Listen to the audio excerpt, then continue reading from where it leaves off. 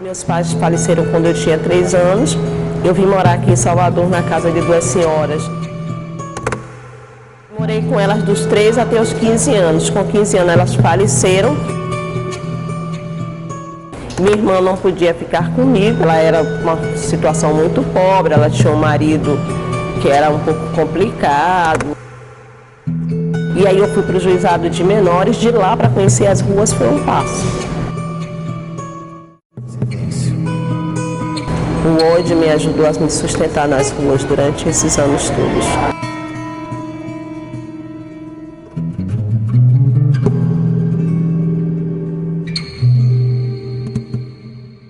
Quando eu vivia tentando sair da ignorância na qual eu cresci. Eu passei 1 ano esperando que minha irmã fosse lá me visitar. E aí demorou 1 ano para eu perceber que ela não iria. Então a galera, um dia a gente teve um desentendimento lá dentro do juizado, que era no CRT, no centro de triagem lá em Beiru, no Tancredo Neves, né, atualmente Tancredo Neves. E aí fugiu uma galera. Aí eu estava para fazer fugir também, fui para a rua. E como eu não gostava do atendimento, né, que tinha lá dentro, os espancamentos, a agressividade, eu era uma pessoa que eu tinha tido até aí uma cultura, né? Eu estava estudando em bons colégios, cheguei lá, não tinha colégio, era beabá. Então, muitas coisas que eu não gostei de lá, a violência institucional que tinha lá dentro. Aí eu vou fugir. E foi uma das melhores coisas que eu fiz na minha vida. O medo e depois essa sensação assim, agora é do meu jeito, da minha forma. Mas eu percebi logo depois que não era desse jeito que funcionava. Nas ruas também tem regras.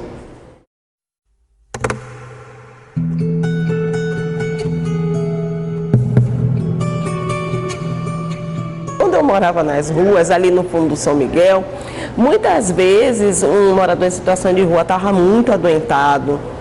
Então eu queria que ele ficasse dentro do albergue. O pessoal dizia que não.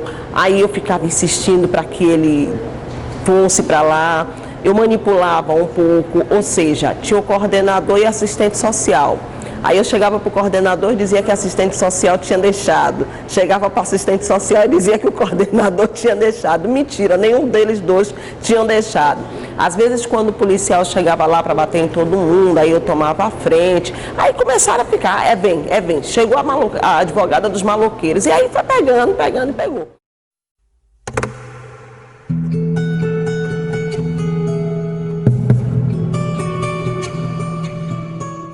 Drogas foi meio complicado, porque uma pessoa que não era da rua me apresentou ao crack e quando a galera da rua soube, quase me bate, né? Não me bateram porque eu saí correndo, né? Fugi. Mas foi complicado para mim, né? Esse momento, mas passou.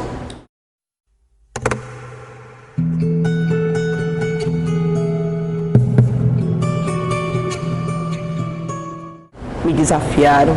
Eu adoro desafio. Um cambalacho, um companheiro que eu tinha nesse tempo, né? Ele achou que pudesse fazer com que eu parasse de beber e não conseguiu, né? Eu fiquei ilhada durante alguns dias. Depois, quando eu cheguei, um dia eu bebi o que eu não bebi em 15 dias. E aí sumi, passei 1 semana sumida, né? Bebendo todas, tomando todas de boa, na maior alegria com a galera. E quando foi um dia, acordei com ele me olhando e disse, desisto, você não serve para nada. Aí eu parei assim, liguei para Carlita, disse, Carlita, consiga um centro de recuperação que eu estou indo. Ela ligou, eu quero sair das ruas, Carlita. Você me ajuda, eu quero sair. Lúcia, você quer mesmo sair? Quero. Então nós vamos providenciar isso.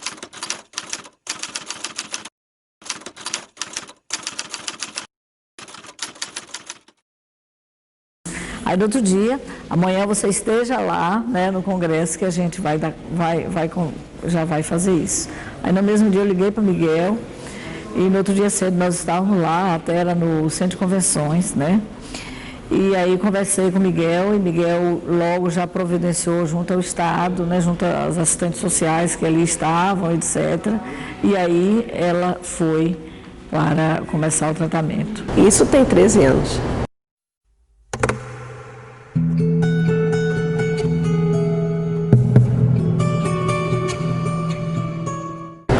Teve um dia, aqui em Nazaré tinha um supermercado por nome Paz Mendonça, que agora é o Unimar.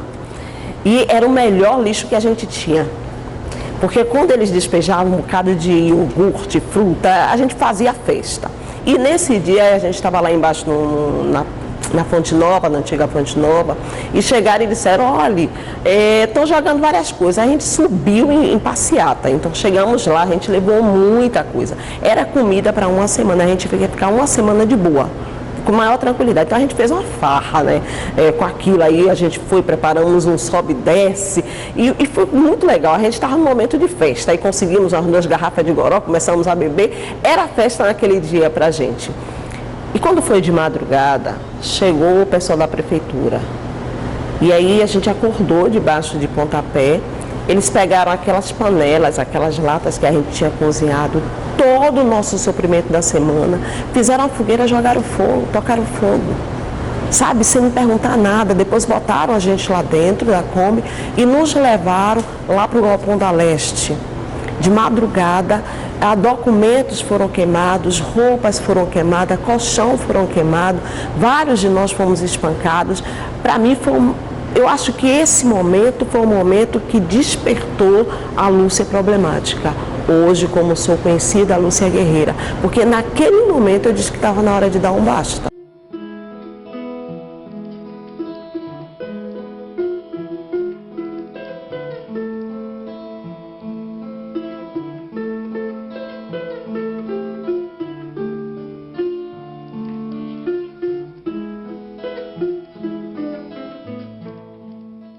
Uma das melhores coisas que a gente pode fazer nas ruas é fazer comida.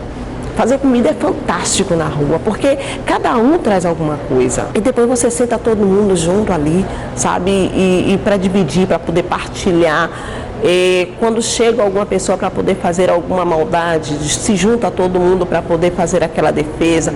Muitas e muitas vezes uns dormem para que outros ficam acordados para proteger quem está dormindo, depois a gente faz o revezamento.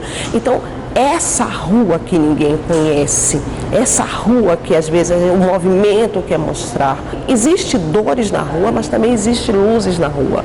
Existe muita gente boa nas ruas, que a única coisa que falta é uma porta aberta.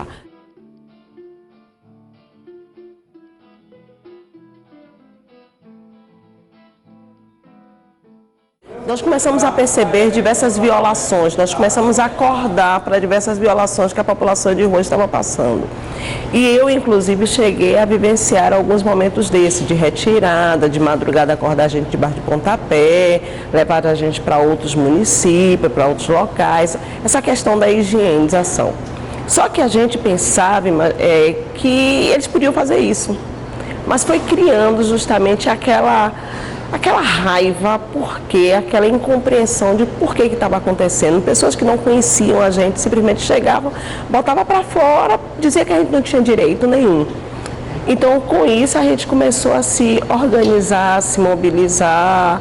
Aí algumas pessoas, algumas entidades que trabalhavam com população em situação de rua, por exemplo, o Conselho de Psicologia, a Pastoral do Povo de Rua, começou a nos dar algumas capacitações, levantando a nossa autoestima, fazendo com que a gente compreendesse essa conjuntura política. E aí a gente foi avançando. Porque muitas pessoas não acreditavam que um grupo de pessoas que não tinham nenhuma formação acadêmica, que não tinha dinheiro, que só tinha uma raiva pelas coisas que estavam acontecendo, pudesse levar à frente um movimento desse. E aí, mas a gente aí começamos acreditamos que era possível e começamos a tomar conta das coisas, fazer com que as coisas acontecessem. Fomos de porta em porta em algumas entidades que acreditaram na gente para poder nos ajudar a organizar o primeiro encontro.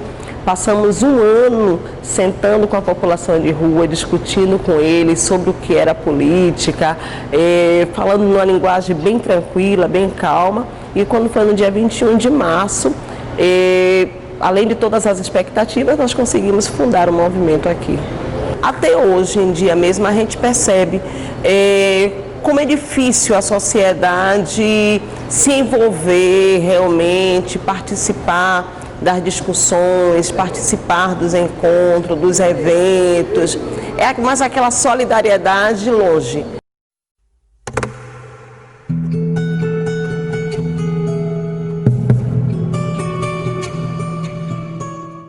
É um movimento político, porém completamente apartidário, que luta pela inclusão da população em situação de rua dentro das políticas públicas.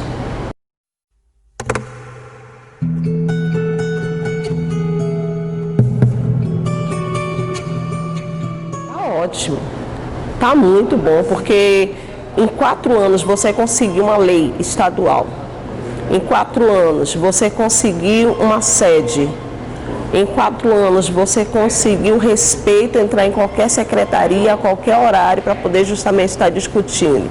Você conseguiu um programa estadual da assistência social.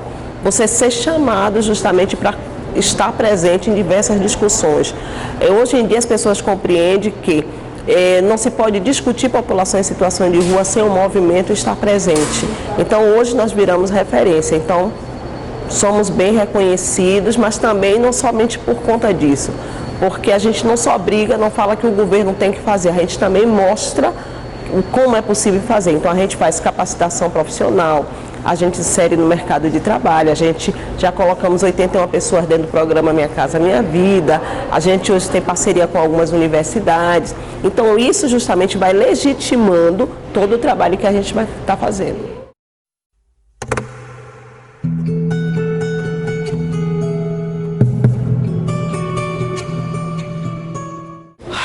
Poxa, dentro aqui de Salvador, né? Articulação, nós chegamos na sede do movimento às 7 horas da manhã, quando eu estou aqui. Independente de eu estar aqui, todos os dias abre às 7 horas da manhã, porque nós temos outros companheiros que ficam lá. Mas quando eu estou, aí eu faço articulações, participo de reuniões, atendo a população em situação de rua, procuro dar os encaminhamentos, faço as reuniões de equipe para poder programar a semana, fico atenta às demandas que vão acontecendo. Hoje o nosso movimento cresceu muito, então é muita demanda hoje. Tenho que viajar muito para Brasília, tanto dando palestra como participando dessas comissões, dentro do Conselho Nacional e dentro do Comitê Interministerial de Acompanhamento e Monitoramento das Políticas da População de Rua.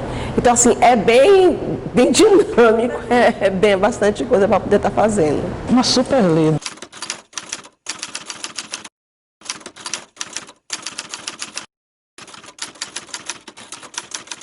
É uma pessoa que pensa para frente, que vive por uma causa, sabe? O povo de rua é a maior motivação para ela. Não existe Lúcia sem o movimento, não existe o movimento sem Lúcia. Lúcia é como se fosse o coração do movimento. Quando eu comecei no movimento, quando eu participei dos primeiros encontros do movimento nacional, alguns companheiros pensaram que eu podia namorar com eles, né? Então, assim, foi meio complicado, foi meio conflitante para mim, mas tive que justamente dizer, não, eu sou companheira de luta, não estou aqui para poder namorar nem nada. E assim, em alguns momentos das discussões, então às vezes deixava para que a gente falasse depois, e a gente ia percebendo essas sutilezas que não eram esses preconceitos ditos às claras, mas que vinham justamente nesses contextos. Mas aí a gente foi burlando, a gente foi compreendendo, a gente foi peitando o nosso lugar. Dentro da reunião do Comitê Interministerial, às vezes procuravam justamente falar assim, e aí os companheiros homens? Não, aí espera aí, eu também pedi minha fala, então respeite o que eu estou falando. Como sou como a Lioa. E para mostrar as garras é muito fácil mesmo. Basta eu ver alguma injustiça e isso me transforma. Se eu não encontro com a Maria Lúcia, eu acho que eu estaria na rua do mesmo jeito.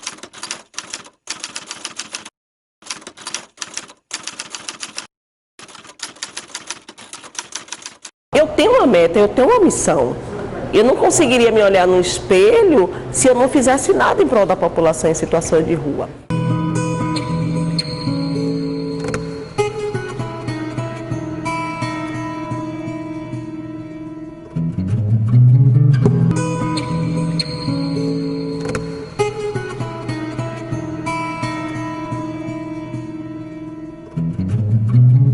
Uma grande parceira, né?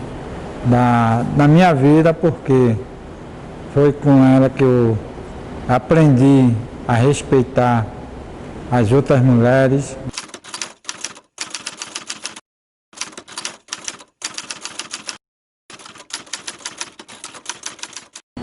Que ela é um grande espelho para a sociedade e para a Bahia. Não tenho vida pessoal. Não tenho. Isso é bom ou ruim? Eu já me acostumei. Eu tenho um marido que me aguenta, eu passo 5, 6, uma semana, 15 dias fora. Ele, quando eu chego, ele ainda não mudou as fechaduras, então tá de boa. Maria, Maria é um dom, uma certa magia, é uma força que nos... Primeiro, uma mãezona. Sabe, a história dela, me identifiquei muito com a história dela. Uma história triste, mas também muito bonita, sabe? Eu não tenho intenção de dizer assim, pô, eu quero ser igual a ela, mas eu quero ser só um pouquinho igual a ela, já está de bom tamanho. Maria Lúcia sempre Nossa Senhora Preta. E ali em São Miguel a turma chama ela Nossa Senhora. Cadê Nossa Senhora? Cadê Nossa Senhora? Cadê maninha? Cadê... Aí eu emendei mais a palavra. Aí eu começo a chamar de vez em quando eu vejo que ela está estourando com raiva, eu não chamo não. Mas quando está dando risada, eu falo, e aí, Nossa Senhora Preta, você é toda protetora da rua, né? Lúcia é fantástica, né? Lúcia renasce da cinza. Ela, para mim, ela é algo assim que ela diz que o ser humano pode, né? O ser humano consegue. Na época que ela passou fazendo a recuperação, ela passou acho que 3 ou 4 anos, não me lembro mais, em Aracaju. Ela podia ter voltado, não, eu saí da rua, eu estou na minha casa, eu já conquistei o que eu precisava, né? Mas não, ela continua perseguindo esse objetivo. Quer dizer, não basta ela sair da rua, todos, né? Todos precisam sair da rua, como você já ouviu, a rua não é.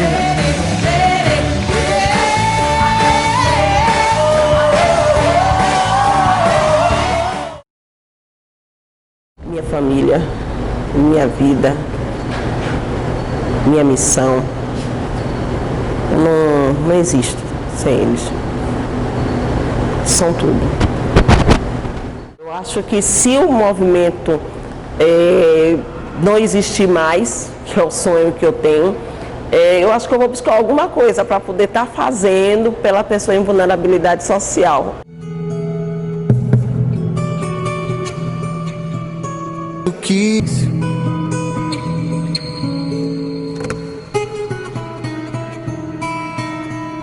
Meu nome é Maria Lúcia Santos Pereira da Silva, sou coordenadora do Movimento Nacional da População de Rua, responsável pela região Nordeste.